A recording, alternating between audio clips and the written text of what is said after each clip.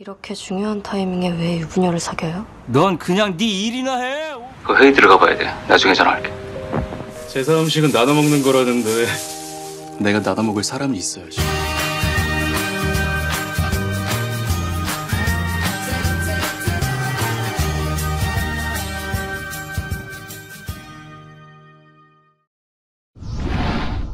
Setelah sampai di tempat kemah, Dong-hun pun bergabung. Dong-hun membantu Jun-young mempersiapkan makanan dan mencari sesuatu ke dalam tenda. Namun tanpa sengaja, Dong-hun justru menemukan sarung tangan istrinya di situ. Tubuhnya lemas sembari mengantongi sarung tangan itu. Setelah itu, Dong-hun mendatangi Jun-young yang tampak mencoba memberitahu Yoon-hee bahwa Dong-hun datang. Namun Dong-hun memintanya berhenti. Dong-hun tidak ingin istrinya tahu bahwa dirinya mengetahui perselingkuhan mereka. Dia tidak ingin membuat istrinya malu dan terluka. Malamnya, sembari menikmati api unggun, ketua menanyakan alasan mengapa Dong-hun datang. Dong-hun berkata bahwa dirinya lupa apa alasannya datang. Dong-hun rupanya mengurungkan niatnya membeberkan hubungan gelap Jun-young dengan istrinya pada ketua demi istrinya. Di tempat lain, Jian masih menyadap pembicaraan mereka. Sesaat kemudian, Dong-hun dan Jun-young berbenah. Jun-young diam-diam mendatangi Dong-hun dan bertanya apakah Dong-hun mencoba mengancamnya. Dong-hun lantas mengutarakan perasaannya yang tidak menyukai Jun-young sejak pertama kali bertemu di bangku kuliah. Bagi Dong-hun, Jun-young adalah tipe orang yang berbuat kotor namun tidak ingin mengotori tangannya sendiri, sehingga membuat orang lain melakukan pekerjaan kotor tersebut. Dong-hun paham sekali, orang seperti Jun-young tidak akan mau menikahi wanita biasa yang bahkan telah memiliki anak seperti istrinya. Jun-young sangat terkejut. Dong-hun seakan membaca pikirannya. Namun perbincangan itu pun terhenti karena supir ketua tiba-tiba datang.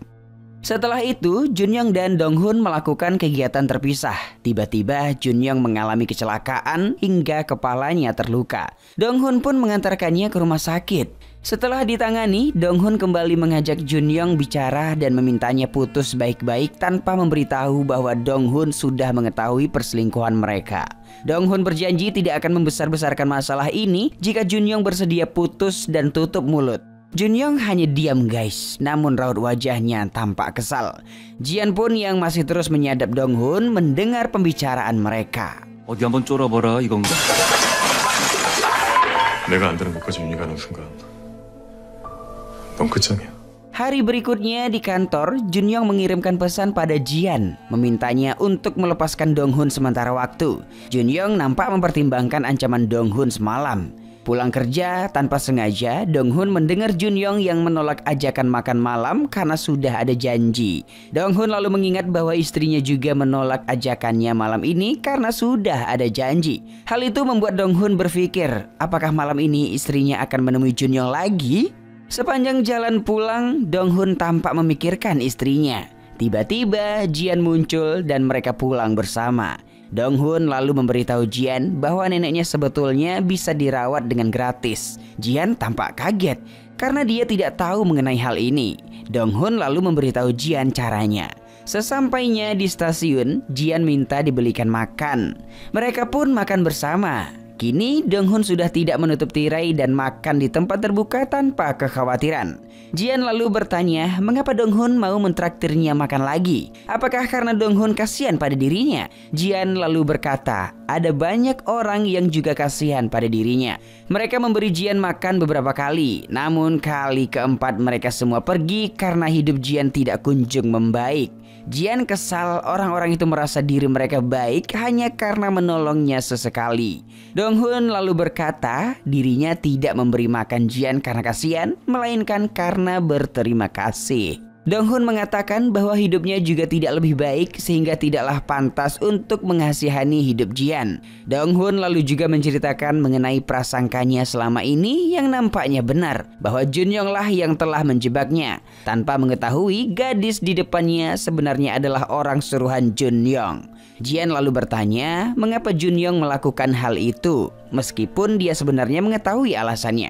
Dong-hun hanya mengatakan bahwa mungkin karena Jun-young membencinya. Kini hati Jian tampak semakin mantap berpihak pada Dong-hun. 들러붙는 것도 끔찍하게 실패 싶었는데 이럴 줄 알았던 거지. 아무한테도 말하지 마. 도준형이 나 자르려고 했다는 거. Selanjutnya di rumah, tampak Dong-hun sibuk menghancurkan bukti riwayat panggilan Jun-young untuk melindungi istrinya. Sementara itu, Yoon-hee bertemu kembali dengan Jun-young. Namun, Jun-young tampak kurang nyaman dan segera pergi menemui Jian. Jian lalu menunjukkan rekaman sadapannya. Terdengar Dong-hun menutup rapat mulutnya mengenai perselingkuhan Jun-young dan istrinya dari siapapun. Dong-hun bahkan juga berusaha menghilangkan bukti dengan mengurus perobohan telepon umum yang biasa digunakan istrinya. Jian lalu mengatakan bahwa kesempatan Jun-young memecat Dong-hun telah hilang. Namun, Jun-young tetap meminta Jian memata-matai Dong-hun dan memberinya uang. 너나 조심하세요. Sementara di bar, tampak Yura kembali datang membuntuti Ki-hun. Ki-hun marah dan mengusir wanita itu. Namun, Yura meminta kesempatan untuk menjelaskan alasannya menyukai Ki-hun. Yura lalu mengatakan dirinya menyukai Ki-hun karena kegagalannya. Bukan karena ingin mengejeknya, namun justru karena mengaguminya. Bagi Yura, Ki-hun berbeda. Karena setelah Ki-hun gagal, Ki-hun membuktikan dirinya baik-baik. Itulah yang membuat Yura menyukainya. Selama ini, hidup Yura penuh tekanan karena kegagalannya. Namun Ki-hun dan orang-orang di sekitarnya yang juga gagal menunjukkan bahwa mereka semua tetap bisa bahagia. Sehingga Yura berpikir tidak apa jika gagal, walaupun gagal kamu masih bisa bahagia. Dan itu membuat Yura masih merasa lega. Itulah alasan Yura menyukai Ki-hun. Ki-hun mengubah cara pandang hidup seorang Yura. Mendengar itu, semua orang pun bersorak dan bersulang untuk Yura. 좋아하는데 왜 맞아? 망가지는데 왜 좋아해? Sementara itu di tempat kerja sambilan Jian, tampak Kwang Il membuntutinya. Jian lalu memberikan uang yang diperolehnya dari Jun-young. Namun Kwang Il justru semakin curiga. Dari mana Jian terus-terusan memperoleh uang? Apakah Jian menjadi wanita simpanan? Namun mengapa penampilannya masih terlihat seperti gelandangan? Kwang Il tampak semakin penasaran, guys. Esoknya, Jian akhirnya mengurus asuransi kesehatan neneknya agar bisa dirawat di panti jompo dan hidup dengan lebih layak. Sedangkan di tempat kerja, Dong-hun tampak dimaki oleh Sang Tae yang mengira Dong-hun datang ke perkemahan karena ingin menjilat ketua dan mengincar posisi direktur yang kosong. 다 보인다고 야 밖에 새끼야. Saat pulang kerja, Dong-hun berpapasan dengan Jun-young dan bertanya apakah Jun-young telah putus dengan istrinya. Jun-young lalu berkata dia harus melakukannya perlahan agar tidak mencurigakan. Mendengar itu, Dong-hun kesal dan menarik Jun-young ke tempat sepi. Jun-young marah besar dan mengungkapkan kekesalannya terhadap Dong-hun dan menuduh Dong-hun iri dengan keberhasilannya. Jun-young juga sudah muak dengan Dong-hun dan mempersilahkannya membongkar semua dan melihat siapa yang nantinya akan dirugikan. Dong-hun setuju dan menerima tantangan itu.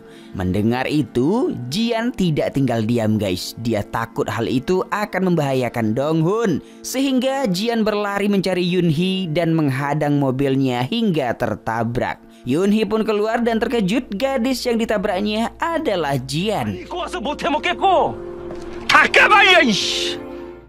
Jian lalu segera berdiri dan mengeluarkan rekaman di HP-nya.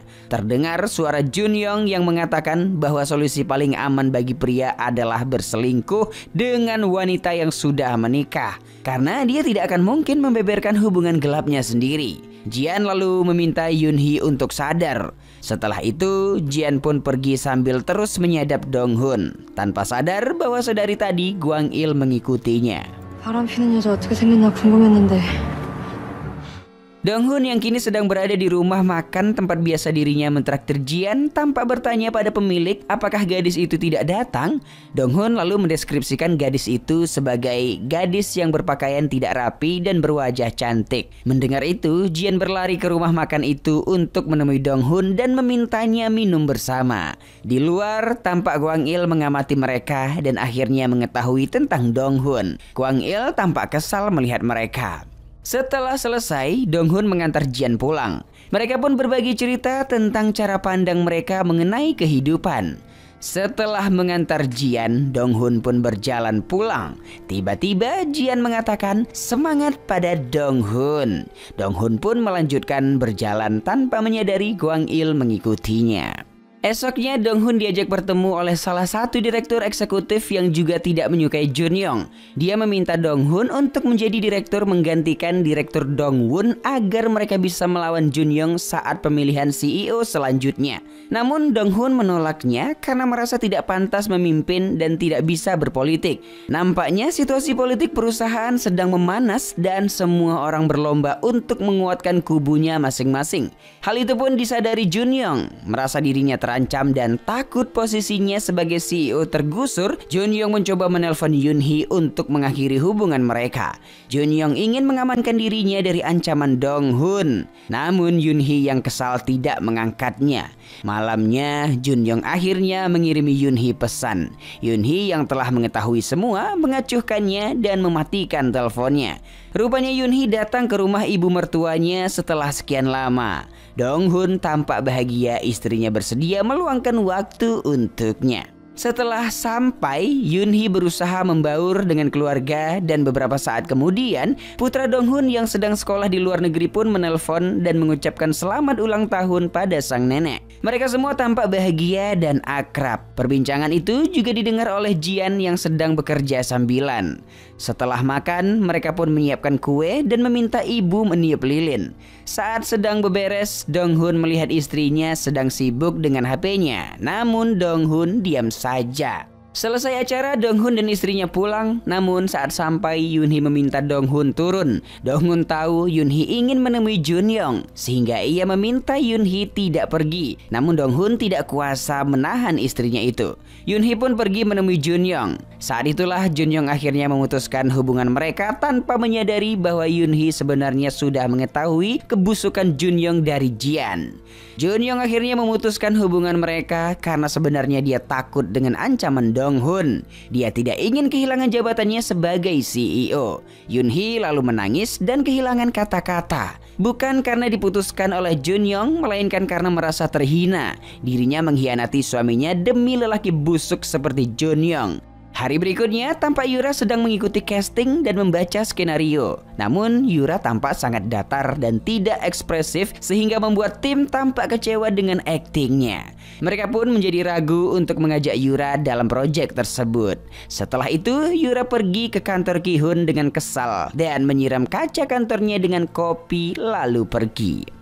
Yura kemudian mendatangi Ki-hun di bar Jung-hee. Yura meminta Ki-hun bertanggung jawab mengembalikan dirinya seperti sedia kala. Yura merasa kesal karena setiap kali casting dirinya selalu gagal dan merasa Ki-hun lah yang menyebabkan dirinya menjadi seperti sekarang. Yura menangis dan sekali lagi berteriak agar Ki-hun mengembalikan dirinya yang dulu.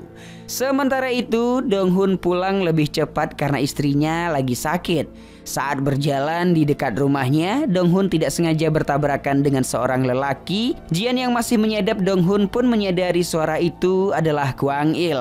Rupanya kini Kwang Il telah mulai mengamati Dong Hun lebih dekat. Bukan hanya itu guys, rupanya Kwang Il juga sengaja menabrak Dong Hun karena dia ingin mencuri dompetnya. Jian pun menyadari hal itu. Esok harinya saat akan berangkat, Dong Hun baru menyadari dompetnya hilang. Akhirnya Dong Hun terpaksa meminta bantuan temannya untuk mencapai kantor. Akhirnya Kwang Il tahu bahwa Jian bekerja satu kantor dengan Dong Hun. Sementara itu, Jian bergegas pergi ke tempat Kwang Il sebelum Kwang Il datang ke kantornya. Jian lantas bertanya pada Kwang Il, mengapa dirinya begitu rusuh mengurusi hidup Jian, padahal akhir-akhir ini Jian selalu rajin membayar hutangnya. Kwang Il lantas berkata bahwa dirinya penasaran bagaimana Jian bisa bekerja di tempat seperti itu dan mendapatkan uang yang sangat besar. Kwang Il berasumsi bahwa Jian dan Dong Hun berkomplot menggelapkan uang perusahaan. Mendengar itu, mata Jian berkaca-kaca. Kwang Il lalu bertanya, apakah Dong Hun tahu bahwa Jian adalah seorang pembunuh? Mendengar itu guys, Jian lalu mengancam Kwang Il dan berkata bahwa dirinya juga bisa menghabisi Kwang Il agar tidak perlu membayar hutangnya. Namun dia justru memilih bekerja siang dan malam demi melunasi hutang. Oleh karena itu Jian meminta Kwang Il tidak mengganggu tempat kerjanya lagi agar dia bisa terus membayar hutangnya. Mendengar itu Kwang Il kesal dan ingin menghajar Jian. Namun tiba-tiba polisi datang. Rupanya Jian telah melapor polisi karena Kwang Il mencuri dompet Dong Hun. Mendengar itu Kwang Il melempar dompet itu keluar dan mengancam bahwa dirinya sudah mengetahui Dong-hun dan kantornya. Jian pun mengancam balik dan berkata jika Kwang Il berani berbuat macam-macam pada Dong-hun, maka dia akan menghabisi Kwang Il. Mendengar itu guys, Kwang Il bertanya apakah Jian menyukainya. Jian pun berkata iya dan pergi. Setelahnya, Jian mengambil dompet Dong-hun dan mengembalikannya diam-diam. Sementara itu, Ki-hun yang sedang bekerja mendadak pergi menemui Yura ke kamar 401. Ki-hun lalu berkata bahwa dirinya akan mengembalikan Yura seperti semula dan meminta Yura mengatakan bagaimana caranya. Yura pun diam, sehingga Ki-hun meminta maaf lalu bergegas pergi. Sementara itu di kantor, para petinggi sedang sibuk berdebat untuk menentukan calon untuk mengisi posisi direktur yang kosong. Satu kubu kekeh untuk mengangkat Dong-hun, namun kubu lainnya justru menolaknya mentah-mentah. Namun akhirnya Dong-hun berhasil terpilih menjadi kandidat, sehingga semua staf menyelamati Dong-hun. Meskipun Dong-hun tampak tidak terlalu berambisi mengenai hal tersebut. Sedangkan Jun-young tampak sangat kesal dengan hal itu, sehingga dia pun pergi dan memanggil Jian. Jun-young kembali mengatur rencana untuk menyingkirkan Dong-hun secara perlahan dengan meminta Jian merayu Dong-hun dan mencarinya. Jian lantas mengatakan, bagaimana mungkin gadis lusuh seperti dirinya bisa merayu lelaki seperti Dong-hun? Jun-young lantas meminta Jian untuk terus berada di dekat Dong-hun dan makan bersama dengannya. Jika Jian berhasil melakukannya, itu berarti Dong-hun menyukainya. Jun-young juga memberikan uang 10 juta kepada Jian sebagai uang muka. Jun-young meminta Jian untuk membuat Dong-hun jatuh cinta padanya. Dan begitulah episode ini berakhir guys. Hati Jian yang dulu beku kini telah cair dan mulai menyukai Dong-hun. Namun apakah dia akan melakukan permintaan Jun-young untuk meraih Dong-hun dan membuatnya mencintainya? Lantas bagaimana dengan Kwang Il? Sampai bertemu lagi. Engkau kini bukanlah untukku, sungguh ku tahu ingin ku telah jauh.